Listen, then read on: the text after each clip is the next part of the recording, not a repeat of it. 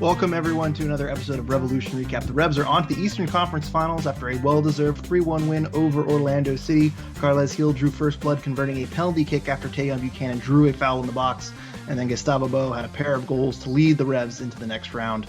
In between, there was a red card, Matt Turner saving a penalty kick, and a lot of tears from Nani. I'm Greg Johnstone. Joining me today, as usual, is Sean Donahue. Sean, how's it going? Man, who would have thought we'd be still talking about the Revolution in the playoffs come almost December now?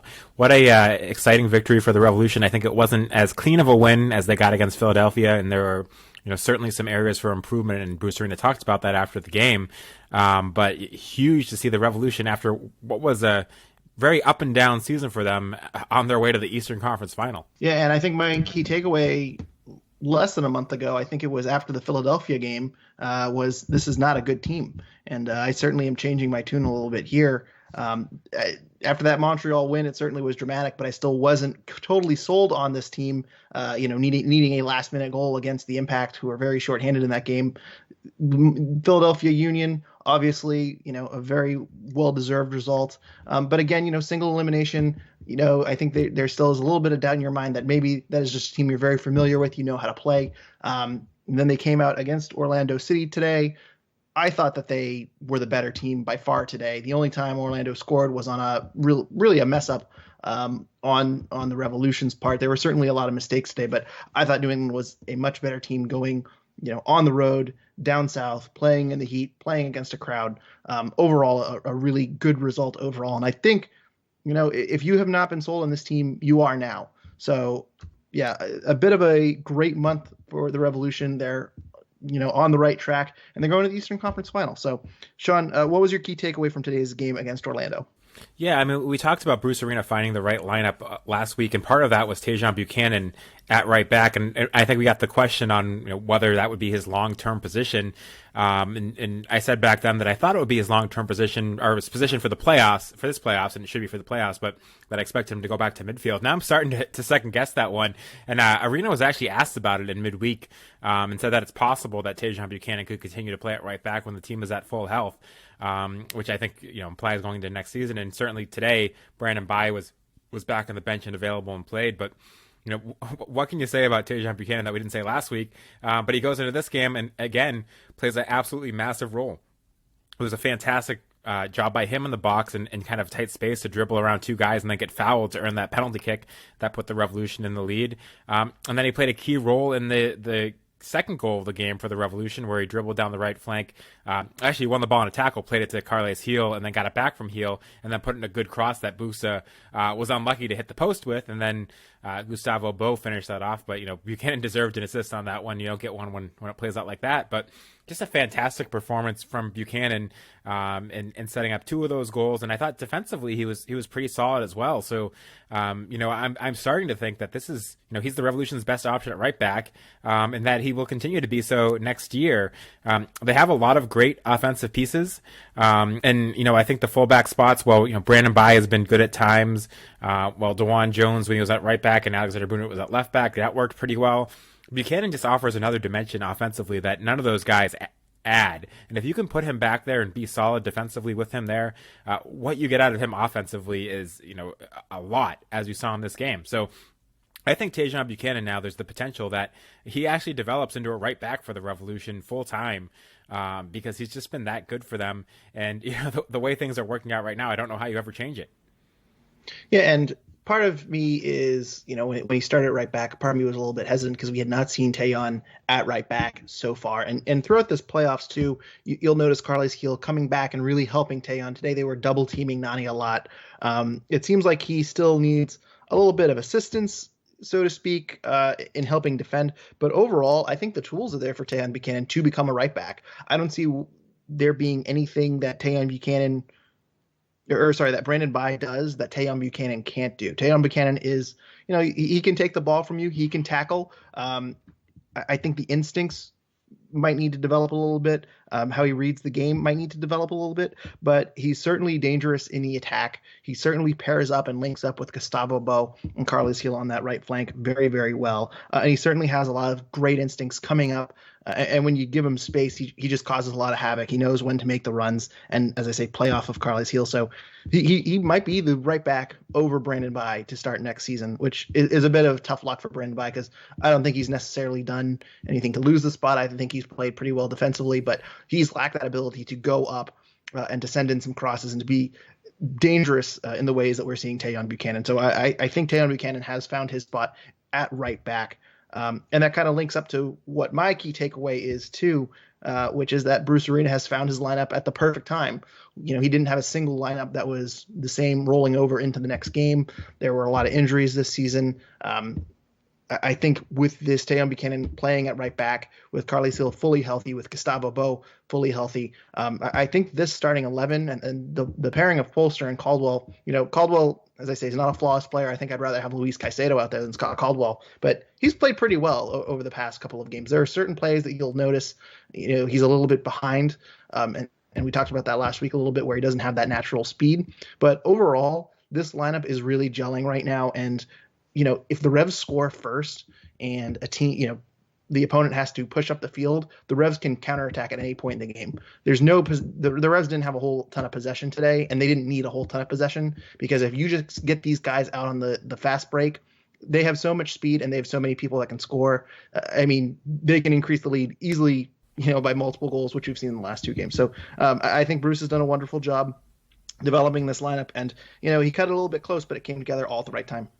Yeah, and I completely agree. And honestly, the bigger worry for me between Caldwell and Polster this game was Polster and that sloppy penalty kick he gave away. But Scott Caldwell really showed what he's on the field for, in particular on that play.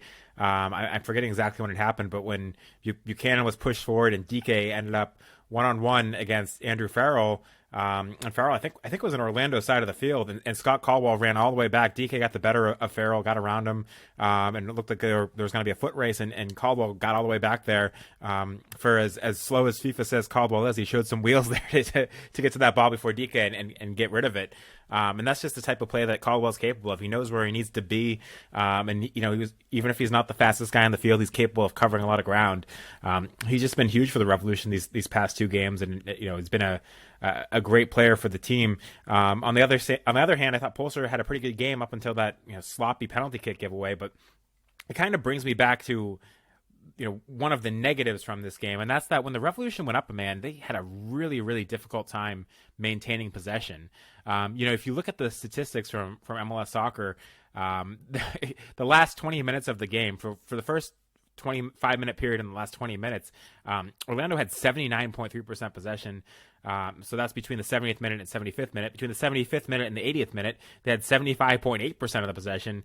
And then between the 80th and 85th, they had 68.8% possession. And between the 85th to the end of the game, they had 72.2% possession, which for a team that was down a man is a little bit troubling. Now the Revolution ended up getting that third insurance goal late, but there was some times when, in addition to that penalty kick that was saved by Matt Turner, certainly that was a huge play for Matt Turner. If there is one worrying thing from the game, is that the Revolution were not able to have some semblance of possession late in this game when they were up a man. They could have made their lives a lot easier, and especially when you're playing in the Orlando Heat. I think it was in the 80s today, or at least close to it, which certainly wouldn't be something the Revolution have been used to lately. And I'm sure there were some tired legs. That's when it's really important to maintain some possession and close out the game that way. And that is one thing. Even when Lee Nguyen came on, I thought that might help, that they weren't able to do. So, going into the next round, I think that's something they need to focus on, is the ability to close out a game and maintain possession. And it's kind of shocking to me that it was that lopsided, well up a man, I should say, against Orlando. Yeah, only 4 or 5 minute intervals in this game where the Revs had the majority of possession. And as the game went on, it seemed like their tactics were to kind of sit back, to bunker in, kind of pull a Nashville, and just let Orlando bring the game to them and try to break them down, especially down a man. But when you're up 2-1, it's certainly concerning, especially when you conceded a penalty kick too. I think this result could have been a little bit more disastrous, and you would have liked to have seen the game put away a little bit sooner. But hopefully that does not hurt them later on in the next round. And if they end up playing Nashville, I don't think they can really give national possession. It's going to be a game of both teams just kind of waiting for the other team to just kind of kind of a standoff of seeing who pushes up the field a little bit more. But I do want to talk about that red card really, really quickly. Sean, any thoughts on that red card? I mean, to me, it was a clear red card. I know we're a little bit biased, but even from an unbiased view, I know the Cooligans had a tweet out saying that they're not sure how that could be a red card. I mean, it seemed like an extremely blatant red card. Any thoughts on that and how it changed the game? Oh yeah, I mean, it was absolutely a red card. There's no question at all that was a red card, and I think the only question is whether that leads to a more lengthy suspension, because that's a leg breaking tackle right there, and I think they're lucky that it wasn't. And it's kind of shocking from Orlando City that they're coming off of a game in which their discipline was a problem. I'm probably botching his name, but Ruan, the right back, the super speedy right back that they have, who was really asking for a red card in that last game and got it, showed a complete lack of discipline. So then you would have thought that would be a focus of their coaching staff going into this game. Like, hey guys, we can't afford another red card. We got away with it last week. Probably not going to get away with it again. And there they go and get what I thought was a blatantly obvious red card. And it didn't change the game in the way that I thought it would have changed the game, which is that it should have made it more comfortable for the Revs to close out the game when they went up a man. And honestly, I think Orlando didn't get much worse when they went down a man, to be honest. But it was obviously it's better if you're the Revolution to finish out the game up a man. But I don't think the Revolution took advantage of it as much as they should have. Obviously, I think it helped when they scored that late goal in the counterattack. But again, I don't think the Revolution were as comfortable as they should have been closing out this game up a man. Yeah, and I talked a little bit last week. I don't remember if it was on air or off air, but Philadelphia seemed to have lost their composure very, very quickly after that second goal last week, and you could just kind of tell a little bit of panic from the Philadelphia Union last week. Orlando multiplied that by the nth degree this week. I don't even think they were down a goal, but Nani was all over the referee, and I don't know if he ended up with a yellow card or not. But he certainly deserved a few yellows. So he did get a yellow in the 62nd minute. I mean,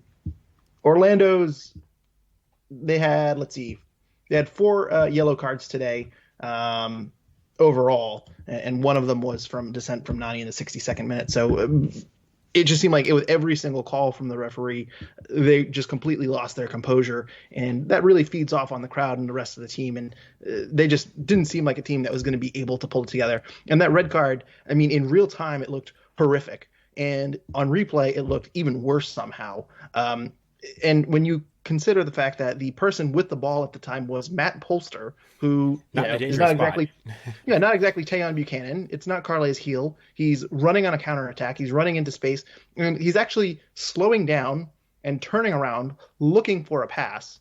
There was no way that the player who made the tackle, Perea, there was going to get the ball from that angle. It was directly into the calf.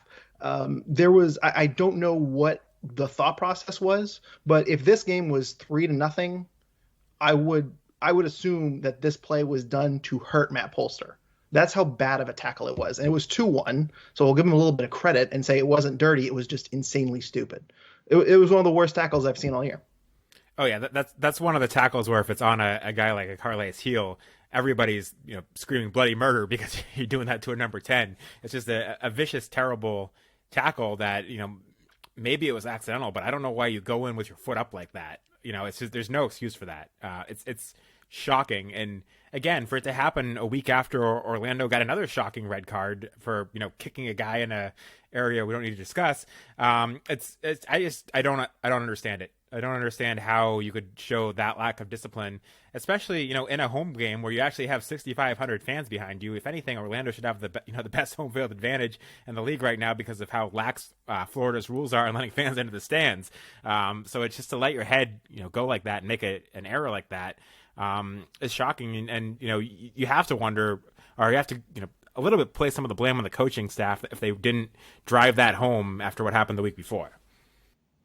A very reckless challenge, and I know it'll be a little bit buried since the Revs moved on, but it is curious to see if MLS will take any further action against Perea in this game. Sean, Well, and actually speaking about someone who, speaking about Nani, he also had a major influence in this game in missing the penalty kick save. First, I think you already kind of led off with Polster, conceding that penalty, and you believe it's a foul. So why do you think that was a foul? Why do you think that PK was justified? And how satisfying was it to see Matt Turner stop Nani? Yeah, I mean, it was a reckless challenge from Polster. I forget who it was. He got the ball. He was in front of Matt. Matt stuck a leg in and kind of ran through the guy. I don't think there was any question that was a penalty kick. And it wasn't smart. When the guy's back is the goal like that, you have to be careful. He's not a threat to shoot immediately. Matt should have just gotten close to him, and Matt Polster should have just gotten close to him and tried to make it difficult for him to find a good pass, but instead he went for the ball, lunged, and gave what I thought was a clear penalty. I honestly thought Nani's penalty kick wasn't that bad. It was a decent effort. It was just a fantastic save by Matt Turner. I think he said after the game he did his homework, so I think he had an idea of which way Nani usually goes, and he went that way and he got it. But I don't think it was that bad of a penalty, other than maybe being predictable. It was hit decently well, and it was just a fantastic save from Matt Turner, who's clearly been the Revs MVP this season and was the Revs MVP in this game. A game in which a lot of talented performances from Gustavo Bou, Tajon Buchanan, and Carles Gil. I think Matt Turner gets the MVP, despite making a bit of a hash of that earlier goal that Orlando scored on. Yeah, and while we're talking about team MVP, I do want to talk about Gustavo Bou a little bit. Obviously, he brought them into the round against Philadelphia with that goal against Montreal at the death. A brace today. Seemingly, he's on fire right now. Talk about what you saw from Gustavo Bou today. Although we say he's on fire, but then I also don't think he had that great of a game against Philadelphia. But no, Gustavo Bou was great today, and a lot of credit for him being alert on that first goal, or the second goal, I should say, on his first goal, and getting that rebound before anyone else did. That's it's a hustle play from him, which is not necessarily what you think about. When you think of Gustavo Bou, it was a poacher's goal, and it was a really good one. So credit to him for that, and then credit to him later for making that great run late in the game. Again, when you go back to the Philadelphia game, he looked gassed late, and we saw him get subbed off. In this game, he was making a run in the 86th minute while the team was down a man and chasing the ball a lot, and put away a great finish, made a great run, even better pass from Carles Gil to set him up, but fantastic finish from Gustavo Bou, who has really been a key player for the Revolution these playoffs, even though he was a bit quiet comparatively against Philadelphia. That's why he's on the field, is he's capable of those great plays. But again, that first goal from him wasn't a classic Gustavo Bou goal. It was more of a poacher's goal, and it's good to see that he has that alertness and he has that hustle in him to get to that ball first and put that away. Yeah, and his best moments too. He had a couple of long shots. I think one was in the 62nd minute and one was in the 68th minute. He had some long shots there where he was testing Rowe, and both of them required a diving save. And you could just kind of see, he was begging for a second goal there, and he ended up getting it with that nice little toe poke. Ironically, it was just kind of the softest shot of the day that ends up getting by Brian Rowe. But on the day, Gustavo Bou had 5 shots. 4 of them were on target. Obviously, 2 of them were on net. The one that was off target was that horrific free kick that he waved off Carles Gil from taking and skied it. Landed somewhere around Miami. But his 2 big chances, both of them were converted. He was 17 for 22 passing. That's 77%, which is pretty good for him, including 10 for 14 in the attacking third. 3 ball recoveries, only once dispossessed today. And he also had a chance created and a tackle. So overall, a pretty solid day at the office for Gustavo Bou.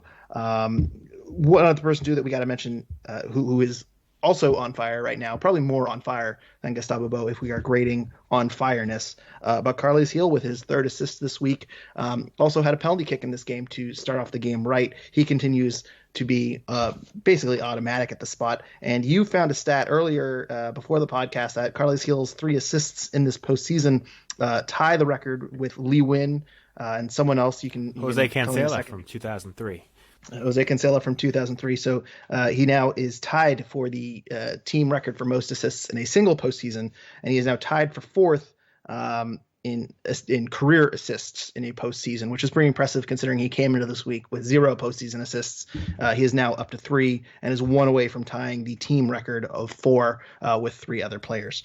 So Sean, Carles Gil, man of the match. You gave it to Matt Turner, but I assume you'd have to give it to Carles Gil if not.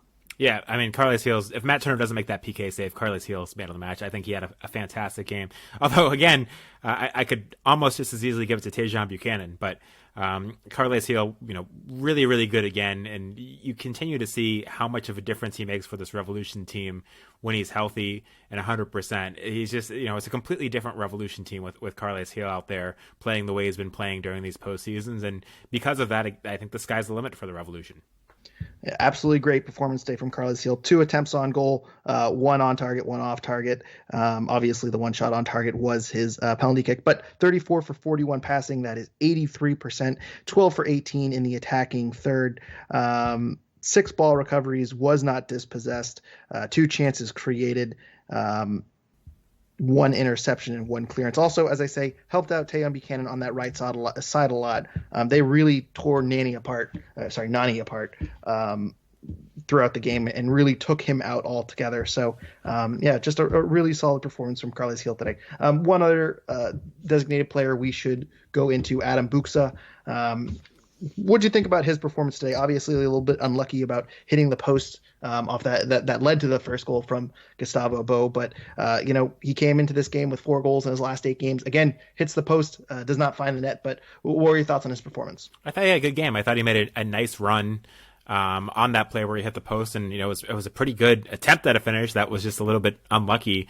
But overall, I thought he had a pretty decent game. He's been linking up with everybody in the attack more, and his passing numbers continue to be not great. He was at, I believe, 58.8% in this game, which isn't wonderful, but the other areas of his game were pretty decent.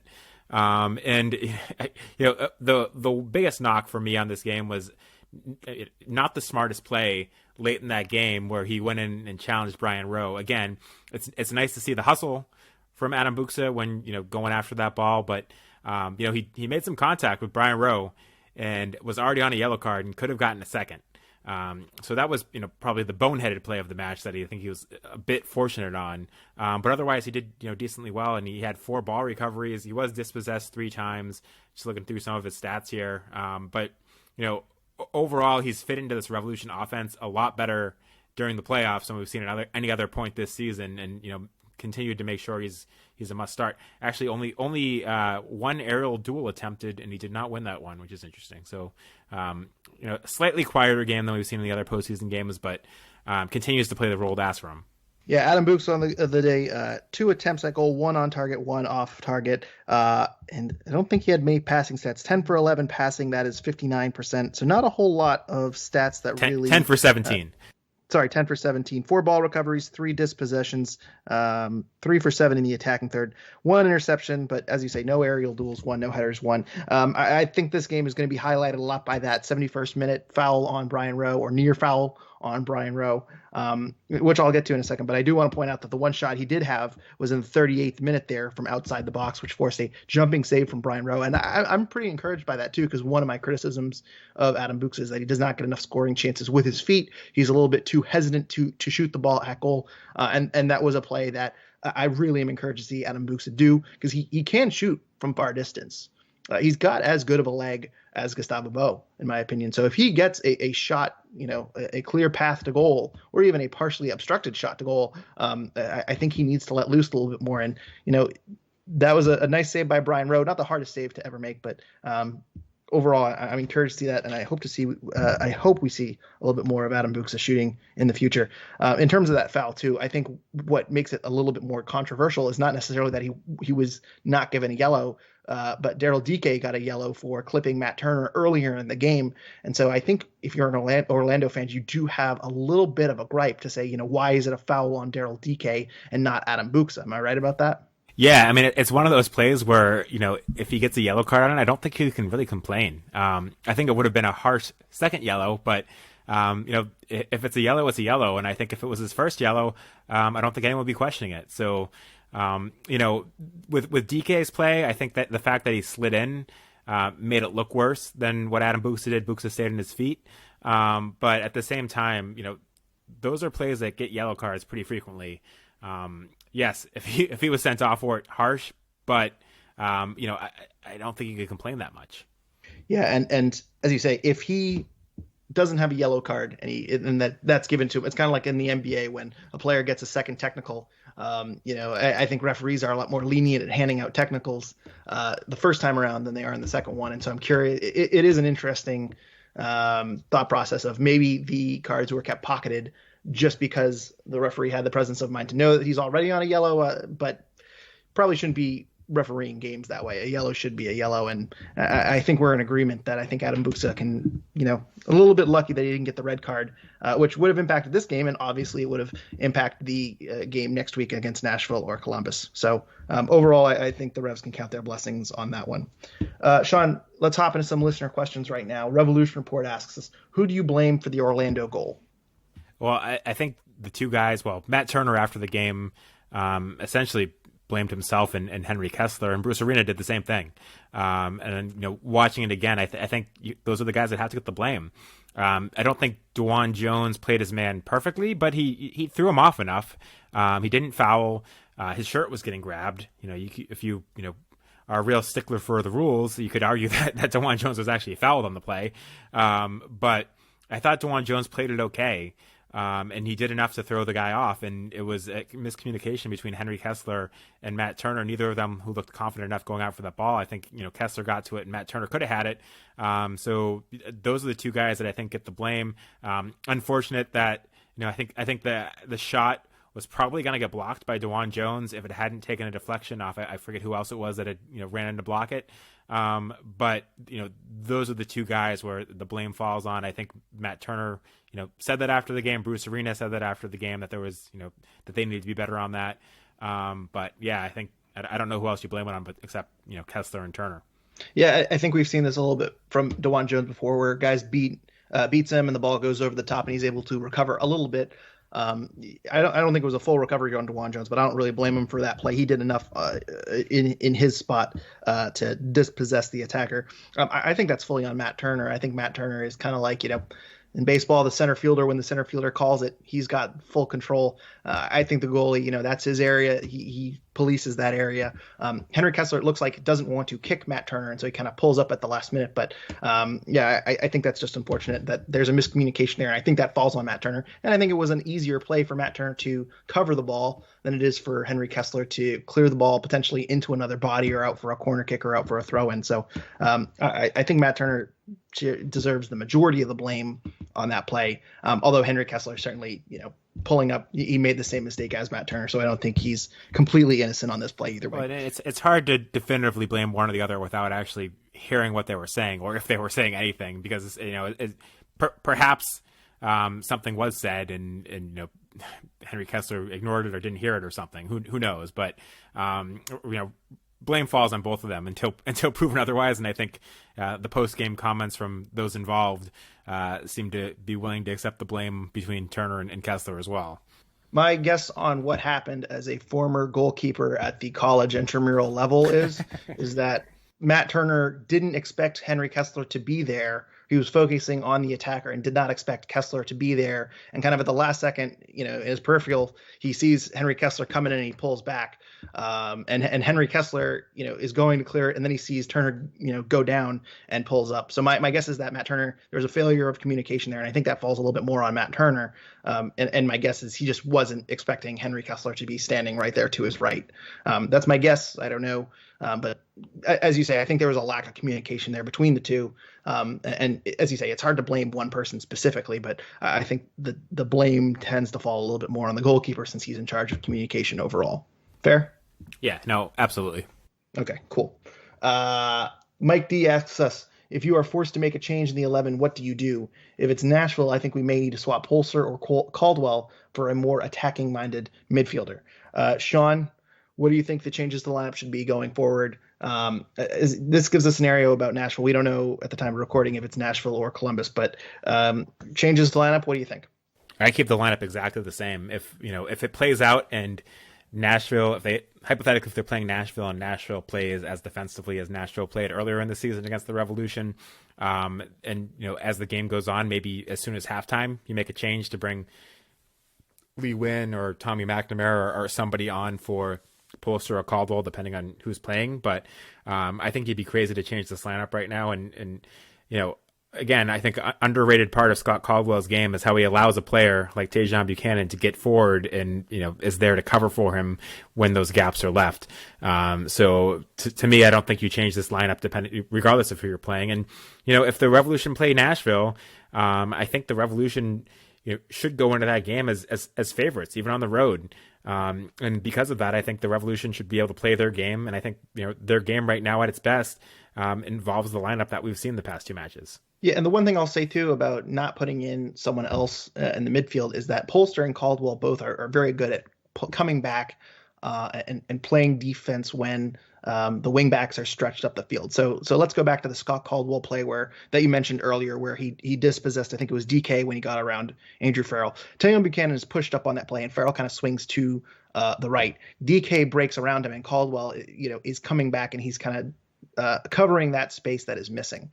So in theory, I get the thought process here. If you want a more attacking-minded midfielder like Kellen Rowe, because you want to play a little bit more offensively against a team like Nashville that is bunkering in. But what I am worried about is that with Tajon Buchanan, who's still playing, who's new as an outside back, and DeJuan Jones, who is also a converted winger, who's also using his speed to get up the field a little bit. And as I say, he's not, a flawless defender by any means. I think you still need that defensive awareness from Polster and Scott Caldwell to be able to move back into those spaces and cover when there's a counterattack the other way. Because I think that's the main weakness for the Revolution right now. Between that and set pieces, I think this defense can be broken a little bit when they're stretched thin. And that's exactly where Nashville, if they're going to beat you, is going to beat you. So correct. even more so if you're playing Nashville. So I get the thought process here from Mike, and it's certainly worth a consideration. But in my mind, if I'm approaching this game, I would want my Kellen Rowe's, I guess Kellen Rowe is the player that would be swapped in. I think Tommy McNamara does bring something to the table, but I guess I'd rather have Kellen Rowe come in off the game. I'd rather have Kellen Rowe kind of play that central midfield in the closing minutes when we're pushing up for a goal and an extra time, and Nashville is seemingly bunkering in overall. But so I get the sentiment, but I think this team is working so well and so cohesively right now. I wouldn't really want to change the spine or the right side. The one position I will say that I'm open to changing is if Alexander Butner comes back, you have a real question here, because DeJuan Jones has played fine. He hasn't made a whole lot of mistakes, but he hasn't made a very good impact. And I think that Alexander Butner's left foot and crossing in some balls might be helpful for the offensive side of the game if you play someone like Nashville and you're expecting to be on the right side of the foot. So depending on where Alexander Butner is with his fitness, that might be a change that I could see happening. And I don't think it would change the balance of things too much. But outside of that, I wouldn't change anything. Yeah, and I understand the concern against Nashville because they have been successful at shutting down the Revolution's attack, but you have to also look at who was available to the Revolution the last two times they played. Gustavo Bou didn't play in that 1-1 draw in their last match, and Carles Gil only played the last 27 minutes. And clearly wasn't 100%. And I think Adam Buksa only played the last 27 minutes too, more so for form reasons than injury reasons. But obviously a much weaker team when you have a starting lineup that didn't feature any of your designated players. And then go back to the 0-0 draw, again, no Carles Gil at all.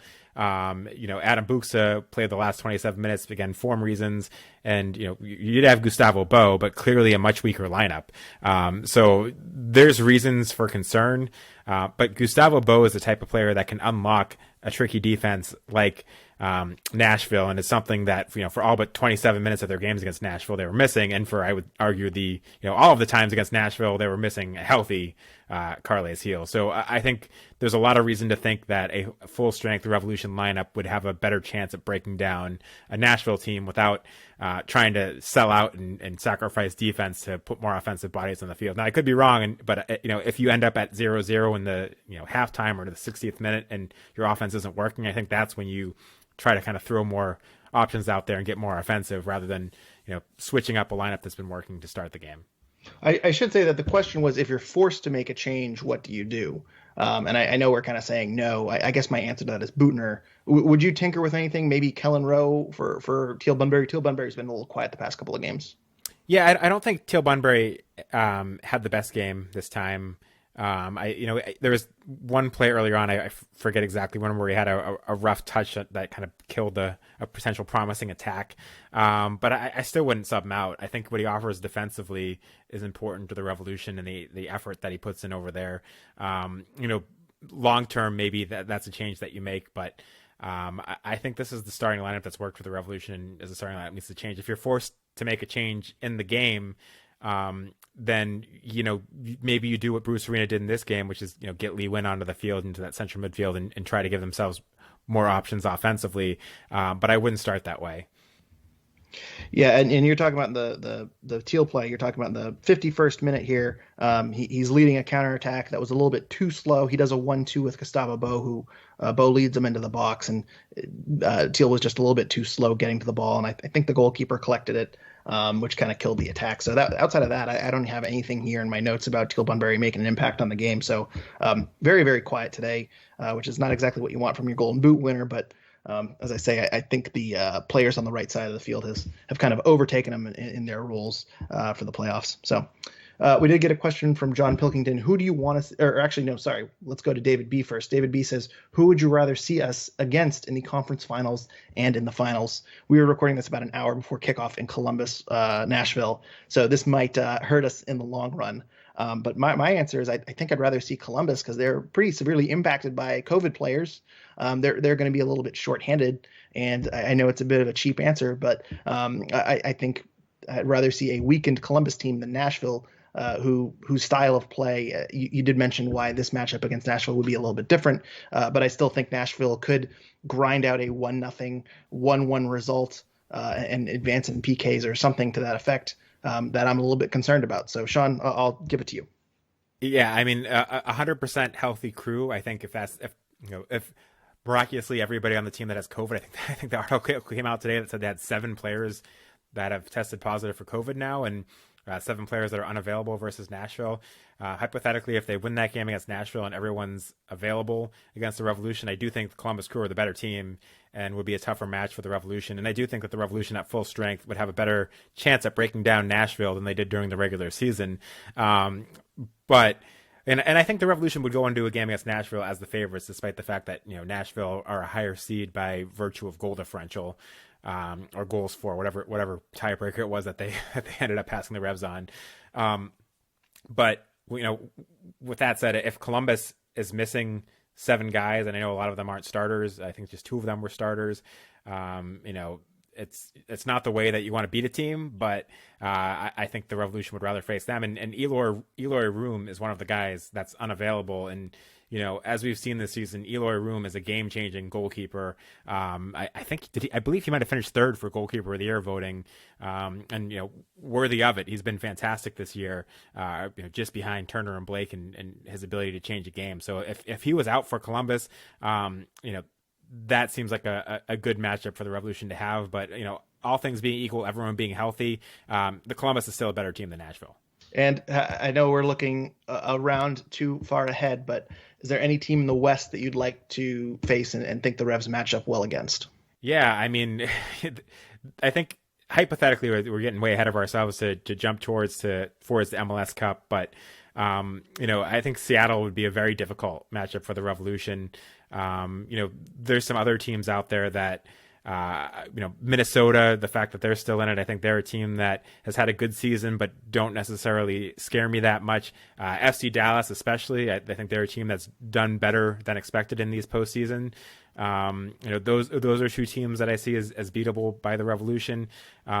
Seattle or Sporting Kansas City, I think, going to MLS Cup as favorites, as clear favorites against the Revolution if that ends up being the matchup. So just looking at the odds right now, I see for those 2 Western Conference semifinals, Seattle's decent favorites, FC Dallas plus 400, Minnesota plus 425 in their respective matchups. So I think the odds have that right. And if you were to get to MLS Cup, the Revolution would much rather see FC Dallas or Minnesota than Seattle or Sporting Kansas City. Yeah, I think you said it pretty well. And I think at this point, even with 6 teams remaining or however many teams remaining, I guess there's still 7 teams as we're speaking. I think Seattle and Sporting Kansas City are the 2 favorites overall. Yes. I mean, if you were to make a bet of Sporting Kansas City or Seattle versus the field, I mean, I'd be taking Sporting Kansas City or Seattle. So those are the two teams that I would like to avoid, all things considered. I think I'd like to face off against Minnesota just so we can get a Kai Kamara revenge game. That get that narrative going a little bit before the week. I don't think there's as good of a narrative with FC Dallas. So we did get a question here, kind of along the same lines. John Pilkington, who do you want to see the Revs play? But he also asked us, do you feel Polster makes up for the potential red card / penalty seemingly every game? Sean, I'll go to you and Matt Polster. Well, just really quickly, the narrative with FC Dallas is I think it would be like the Revolution's fourth time they played a championship game at Dallas's stadium between two MLS Cups and a U.S. Open Cup final. So that would be the one you could reminisce against the Revs' past championship exploits. I think they won the Open Cup when they won it. I believe that was actually in Dallas against Dallas. So it could be Dallas's revenge game for that. A long time coming. With Matt Polster, we've seen this season him get a red card. We've seen this season him give up that penalty kick in this game. He can make mistakes, but overall, I think he's a guy that has become very reliable for the Revolution in the central midfield and has paired very well with Scott Caldwell. And talking about red cards from Matt Polster, I know I brought it up before and said based on what we're seeing with the Revolution, he seems like he's red card prone. The red card he got with the Revolution earlier this year is the first ever red card he's gotten in MLS. So I think we may have overblown a bit his red card tendencies. With that said, it was a stupid penalty kick he gave up. I think he'll learn from it. I think he's still he's still a little bit rusty from the fact that he wasn't seeing a lot of time over in Scotland.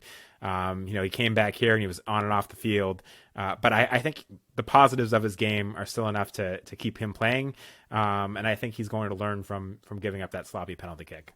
Yeah, and I think he has a reputation of being an enforcer, but ultimately, I'm not totally sure he makes a ton of dumb fouls or a ton of reckless challenges. I think Zahibo kind of had the same reputation. I went and I looked it up, and I either had like one red card or no red cards, but we did get a question like that a while back about how Wilfred Zahibo is a red card risk. And you go and you look up the stats, and you're like, oh no, I guess he's just physical.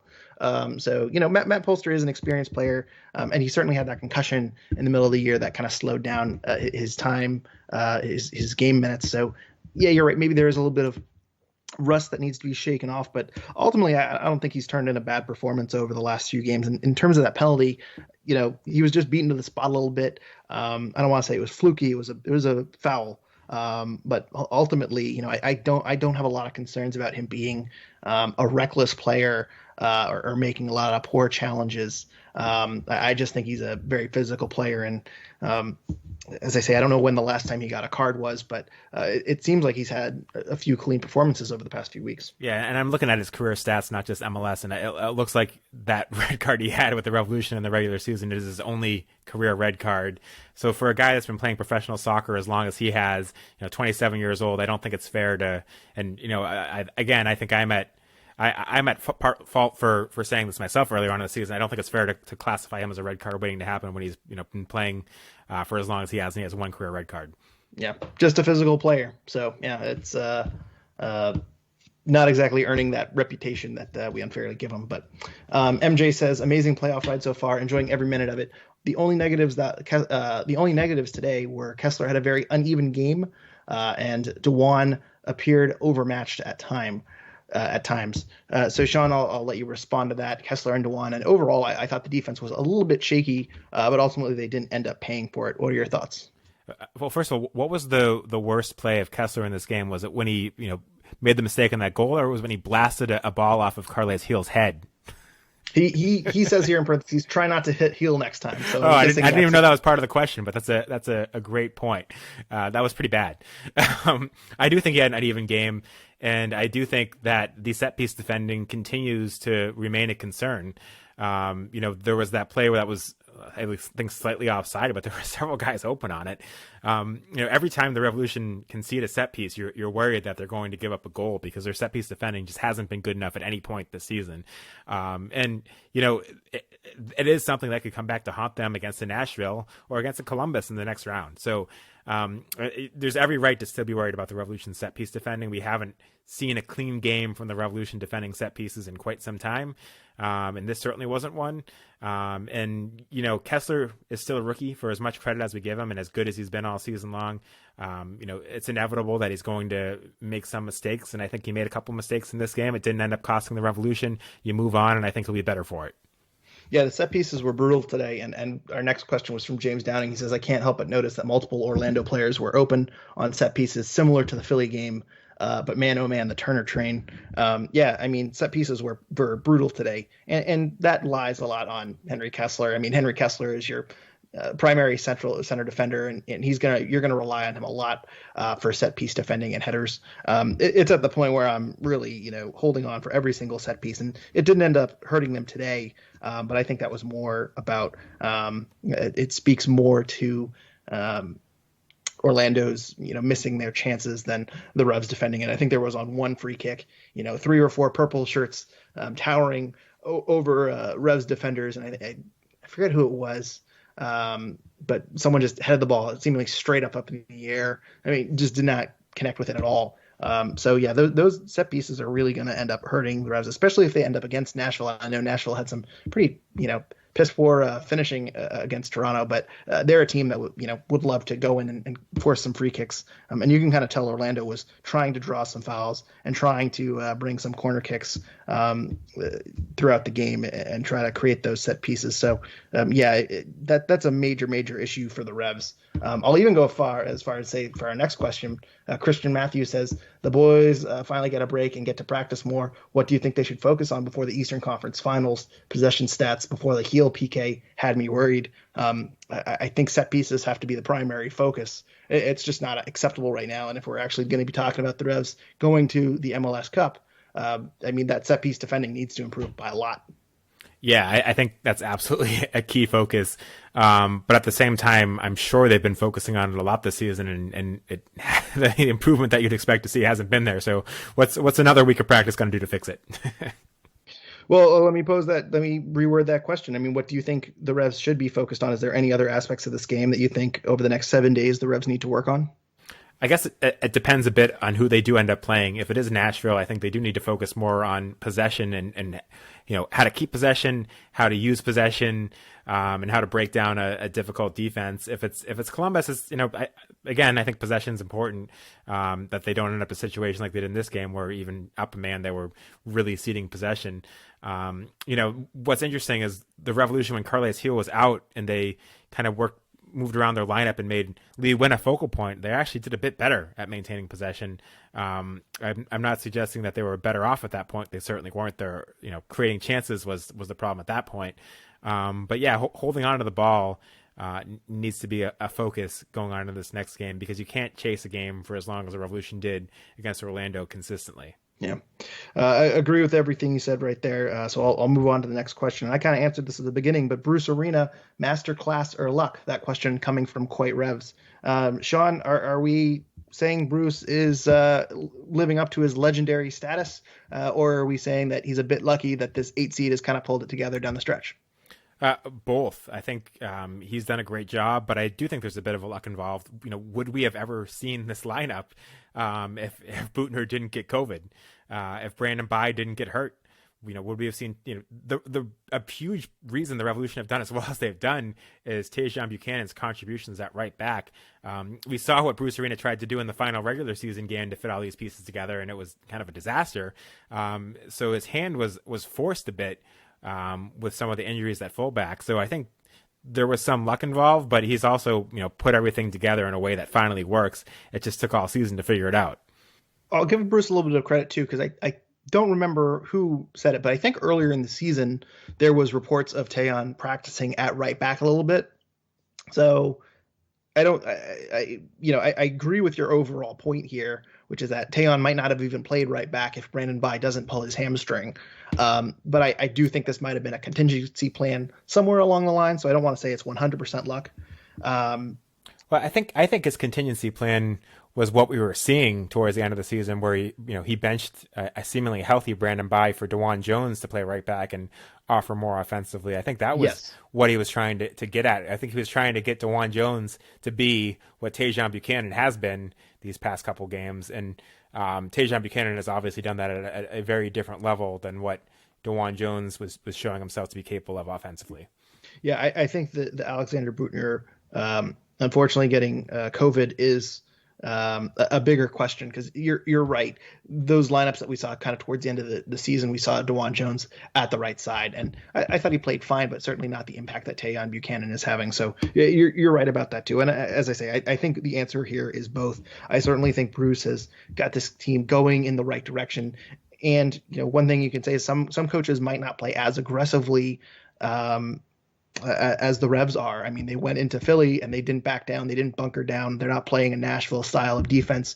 They're not trying to grind out 1-0 results. They're trying to go out and score early. And I think that, Bruce's philosophy is to, win the first tackle, take the first shot and score the first goal, or something like that. Win the first tackle, make the first foul and score the first goal, something like that. I mean, what we've seen here, where Bruce is, the Revs are coming up with 2-0 leads early in the game. I mean, that matches with Bruce's philosophy a little bit. So I think we have to give him a little bit of credit in the direction that this team is going. But with that being said, am I giving Bruce Arena 100% credit for a team that kind of limped into the playoffs as the 8 seed? No, I'm not giving them a ton of credit. This team still needed a last-minute goal to get by a very, not great Montreal team. 2 weeks ago, I think we're having a much different conversation about Bruce Arena. So, a little bit of both. I certainly think he deserves credit, but maybe not a ton. So, well, the real test of his coaching and tactical masterclass would have been him figuring out how to make the offense work without Carles Gil, and I think he didn't do a fantastic job of that. But no, he deserves a lot of credit for the run right now, absolutely. But there were also times this season where he couldn't find a way to make the team work, and missing guys like Carles Gil is a big part of that. But no, they like you mentioned, they kind of limped into the playoffs. So he's lucky that everyone came together healthy at just the right time for the most part.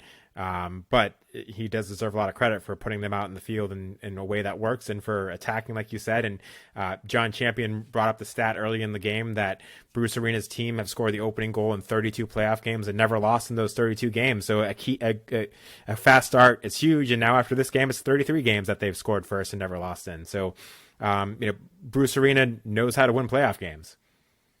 And you mentioned that they got healthy. I think the way Bruce Arena managed Carles Gil injury and Gustavo Bou's injury towards the end of the season were key. I mean, these guys are 90 minutes fit for the playoffs. And so you have to give credit to him that they didn't risk any further injury, that everything, we talked about how it's a bit lucky that they got healthy. It is certainly a little bit lucky that Carles Gil made himself available. But some people thought that Carles Gil should not come back this season. There were some people that thought Gustavo Bou should be benched and hold him over for 2021. This is an 8 seed. What's the point of even going through with this?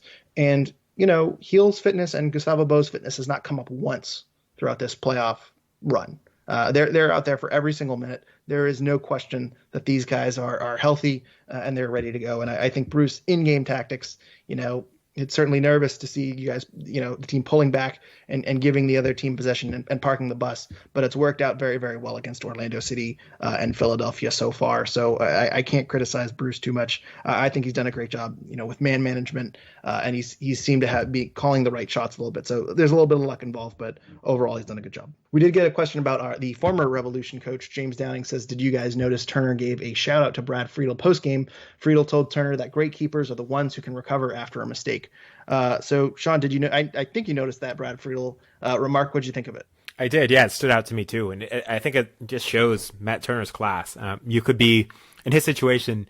A couple things about Brad Friedel. Brad Friedel gave Matt Turner his first start. And he gave him a lot of chances to start in MLS. He also benched Matt Turner and put him, third in the depth chart after a difficult preseason and a difficult run. So he could hold that against him. But it's nice to see him give a shout out to Brad Friedel. There were a lot of faults of Brad Friedel as a coach. We've talked about it extensively. I won't do that here. You know my feelings about Brad Friedel as a coach, but.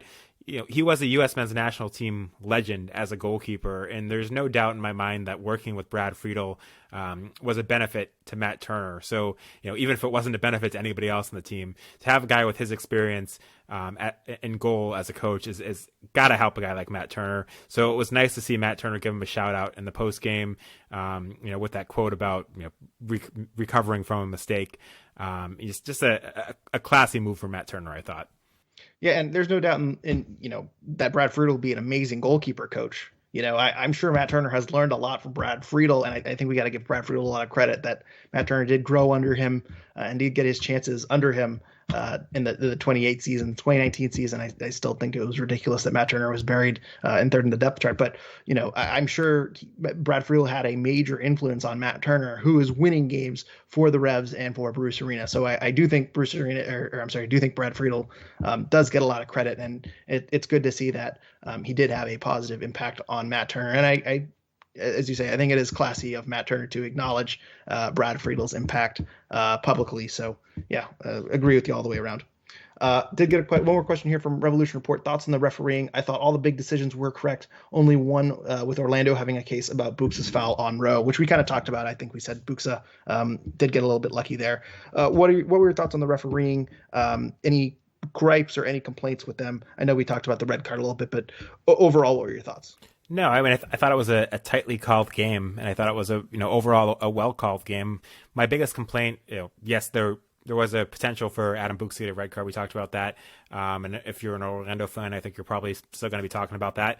The biggest thing I've noticed the past two games, and we talked about it on the last show as well, is the level of dissent we've seen from players when fouls are called against them from both Philly and Orlando was huge. And I'm not sure that either referee did enough to kind of get control of that early on. Maybe an early yellow card for dissent changes things. Nani got a yellow card for, I think, touching the referee and dissent at one point, but maybe an earlier yellow card for, hey, get out of my face and stop yelling at me, might have been warranted and might have helped put a stop to that, because I did think that was kind of ridiculous.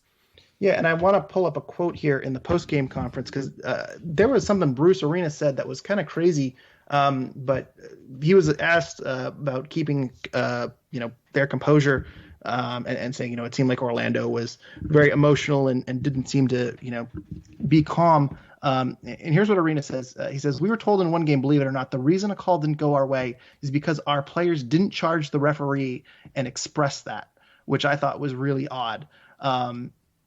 And that quote really stuck with me, because I wonder if the reason we're seeing a lot more of these reactions is it does have an impact on refereeing in the game. And Bruce seemed to have confirmed that today. So I mean, if it works, I understand why teams are like that. But to me, yeah, you're right. It seems like the referee has lost complete control of the game.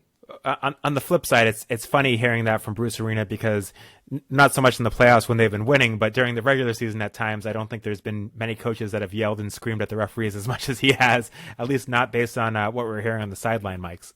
Yeah, I mean, maybe that's why he does it a little bit more. It's kind of crazy. I did miss Bruce. The players, I guess. Yeah, I did miss Bruce on the sideline mic today. I was really annoyed that there was a crowd in Orlando. Hopefully, whoever we play next, let me think, Ohio and Tennessee. I think Tennessee allows crowds. I'm not sure about Ohio, but hopefully we get some more Bruce yelling at the referees again. And hopefully he loses his composure while the team doesn't. But hey, whatever. Not a lot of social distancing in that Orlando crowd. No, not at all. Not at all. Jonathan Tenenwald of the Philadelphia Inquirer was not happy with the supporters section in Orlando. Boy, it was not a good look for Florida, but what do you expect from Florida? It's Florida. I don't think there's any restrictions on Florida right now, so I can't say I'm too surprised. Hopefully the Revs come back disease-free. So We don't have any more questions, but I do have one thing I want to add to. Two names missing from this lineup. We did see Brandon By return to the 18, but no Diego Fagundes, no Antonio De La Mea, no Seth Sinovic, and it looks like the Revs left a spot on the bench open for these guys. They seem to go in with a short bench by one spot. Sean, Diego Fagundes, we've talked about in the last few podcasts, seemingly is done with the Revolution. Who knows if he's even practicing anymore. He's been on Twitch a lot lately, so it seems like he has a lot more downtime, and he's going to be leaving as a free agent at the end of the year. De La Mea and Sestanovic are new to us in terms of not being on the bench. We've kind of been poking jabs at Sestanovic and how far down on the depth chart he is. Seemingly he's below nobody now, just a vacant spot. And Antonio De La Mea was passed over for Mancien in the Philly game as Mancien came in the final minutes as that kind of third center back, fifth defender. Now he's not even an option now. So it seems like he's the fourth center back, and again, also not an option. What are your thoughts on these two guys being dropped, and do you have any theories to why? I mean, my best realistic guess is that they traveled with 20 players, and one of those players was De La Mea or Sestanovic. I could make cases for either of them, and that somebody got hurt this morning or during warm-ups or something, and that's why they were short a man on the bench. I can't imagine why they would have traveled with less than 20. I would also thought you might have traveled with more than 20, so you'd have some flexibility if somebody did get hurt. I don't know the reasoning behind that, but my assumption is that that's probably what happened. But in the era of COVID, you can't help but have a thought in your head that there's already one player on the team that got it. Is there any chance somebody else got it? Going into this week and we didn't hear about it. I don't think that's the case. I think the most likely option is the most realistic one, which is the most obvious option is probably what happened, which is that they traveled with 20 and somebody got hurt in pregame or this morning or even last night, and that's why they weren't out there today. But I don't think the team said anything, so you can't help but speculate. Yeah, and I know the team does not announce who has COVID, but normally when there is a positive test, they announce it. There was nothing like that today, so I assume it is something like they told him, there's really no chance you're going to come into this game. You might as well not even travel. Just limit the people that are going down to travel. That is my guess. I can't imagine they'd limit it to 19 though. I think I could see them limiting it to 20 and saying, hey, Sestanovic, you're number 21. We're going to leave you at home and to keep you healthy. But yeah, and they both made the trip down to Philadelphia. Now that was by bus. I'm sure they were on a plane for this one. I can't imagine they drove down 20 hours. But the other theory I have is that, roster decisions are coming soon. And based on the schedule that we were given by MLS Communications, from this point forward, when a team is knocked out of the playoffs, they have 1 day to report roster decisions to the MLS office. So basically these decisions have already been made. I wonder if somehow De La Mea or Sinovic have been told that they are not going to have their options renewed or their contract is up and essentially just told to go home. I doubt that.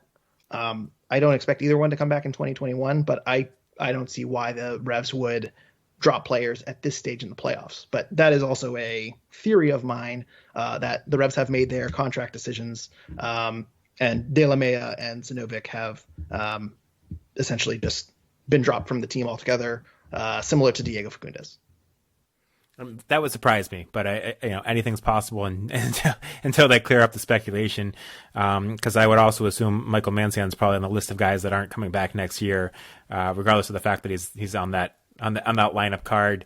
And as far as where we're at, with Fagundes, we know the things that his dad has been saying, and you can understand why there might be a distraction there, and lots of different things go into that and why he might not be traveling with the team. But we haven't heard anything like that from De La Mea or Sinovic. Yeah, and my guess with De La Mea is just that he's the fourth center back behind Mancien. Sinovic, as we've known, just isn't going to get into a game no matter what, it seems like. Poor Seth. But yeah, I'm not buying into that theory. I'm just throwing it, brainstorming. I really have no idea why they burn a spot for no reason, especially when you're still a little bit thin at fullback. I know Brandon By came in and played 30 minutes, but he's coming off a hamstring injury. I don't know. I think more bodies is better. But and hypothetically, worst case scenario, Farrell and Kessler get injured in the game. You want De La Mea to be available. Yeah, Mancien seems to be someone who can maybe see a game off and kind of win balls in the air. But he doesn't seem, if there's if Kessler gets hurt in the 10th minute, I'd much rather see De La Mea than Mancien. Maybe that's changed for Bruce. Maybe Bruce has Mancien over De La Mea regardless. But to me, I think De La Mea, that's a pretty big surprise because I do think he has a role on this team. And you would need him in case of injury. So I don't know. I'm confused at that one. But we do have one off-season rumor. The rumor mill's already started. Season hasn't even ended. This is a bit of a delight for Revs fans that, normally we have to wait a few weeks into the off-season before we get our first big juicy rumor. But the Montreal Impact announced their roster decisions after being eliminated last week. Bojan was one of the players whose contract options was declined. And shortly thereafter, I think it was The Sport or something like that from France had a report out that a number of teams have made contract offers to Bojan already, and one of them being from France. Apparently Montreal is renegotiating, and the New England Revolution have made a contract offer to Bojan, according to this source. Sean, do you believe this? And if so, where does Bojan fit? I don't know if I believe it. It's interesting. I believe it more if there's an inclination or a strong thought that either Gustavo Bou or Carles Gil is not going to be back next season. And I think it makes a lot more sense to go after Bojan if one of those two guys isn't going to be back next season. I think Bojan is a downgrade from either of them. I did not realize until this week that Bojan is not a DP for Montreal. He's a TAM signing. So hypothetically, the Revolution could potentially find a way to sign him and keep Gustavo Bou, Carles Gil, and Adam Buksa. I have a few thoughts on this. I think Bojan has been a bit underwhelming in MLS. I think most people would agree to that. He's had his moments of magic, but overall, I think he's been a bit underwhelming. I think the Revolution dodged a bullet by not getting him and ending up with, Carles Gil and Gustavo Bou as their two DPs at that time instead. I think those two work a lot better together and are both more talented than Bojan has been recently. With that said, if you were to add him to the Revs' current core of DPs and maybe replace Bunbury with him, I actually think you're losing a lot defensively, but the offense might be so good that you could get away with it.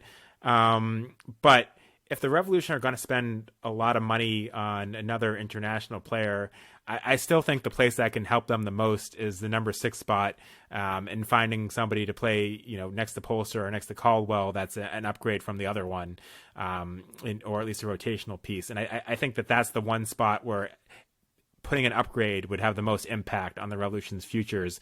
Again, Bojan's a good player, but he's proven he's not a guy that's going to dominate MLS the way some people thought he would when, there was initial talk about him coming to the Revolution. So if you're giving him TAM money, I can see it. If somehow he thinks he needs more money than he's getting this year, despite the fact that he's underwhelmed a bit and wants to be DP, I think that's crazy. But this makes a lot more sense to me if one of the Revs DPs is moving on, allocating those resources to Bojan to solidify that attack than it does necessarily if the Revolution are able to keep all three of their DPs. I have no knowledge if this is true. Everything that I know about this situation, this is the agent pumping up Bojan's value. It seems like he's negotiating a contract with the Impact, and he's going to be going back there. And they wanted to throw in an Eastern Conference team to essentially drive up the price. And the Revolution have expressed interest in Bojan under Brad Friedel, so I think they were the easiest one to kind of throw out there. There's a few problems with this. First off, Bojan has to go through the re-entry draft, so I'm not sure why the Revs would offer a contract to someone that they're not guaranteed to get. So first off, right off the bat there, really weird. Maybe they've reached out and expressed interest, but I can't imagine Bruce Arena is taking time out of, practices and training for Orlando City to get on the phone with Bojan's agent and make a soft offer. If they end up getting him, they get, they're giving Bojan X number of dollars. I'm not so sure about that. Second of all, Bojan made $1.2 million in salary, $1.5 million in total compensation. He's not even remotely close to worth that. 7 goals in 21 games started, 25 appearances. He has 7 goals and 2 assists in 1,767 minutes through his year and a half with Montreal. I'm not sure where he fits on the team. I think you're right. If the Revs are going after Bojan, even though he's not a designated player type signing, this to me says that they are expecting to lose Gustavo Bou or maybe Adam Buksa in the offseason. I can't imagine, as I say, I think we've talked about Carles Gil and his contract's up. I do think that if he has any interest in coming back to New England will throw whatever money that they want at him. But I would be very shocked if the Revs are going to be spending $1 million on a player like Bojan. Because as you say, I don't think that replacing Teal Bunbury with him is an upgrade at all.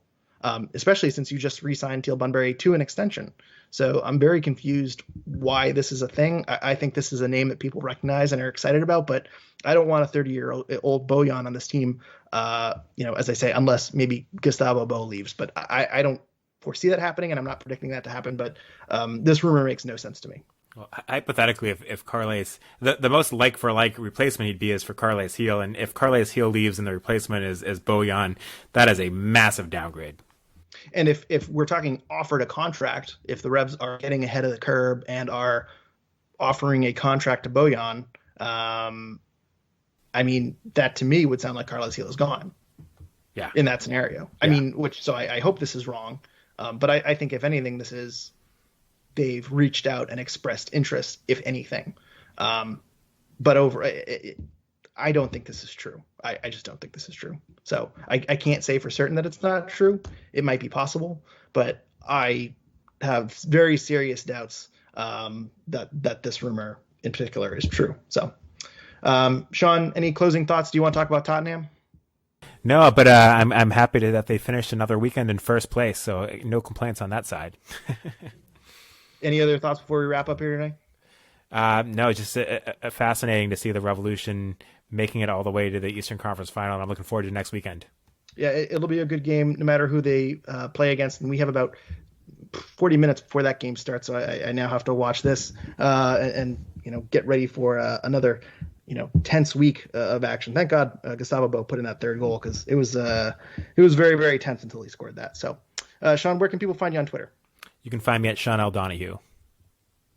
And you can follow us at Revolution Recap on Twitter. And please also like our Revolution Recap Facebook page. You can send us an email at revolutionrecap@gmail.com with your questions and comments.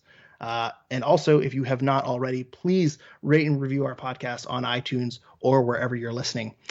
Eastern Conference Final next Sunday. We'll be back next weekend to break it all down. Until then, thank you everyone for listening, and go Revs.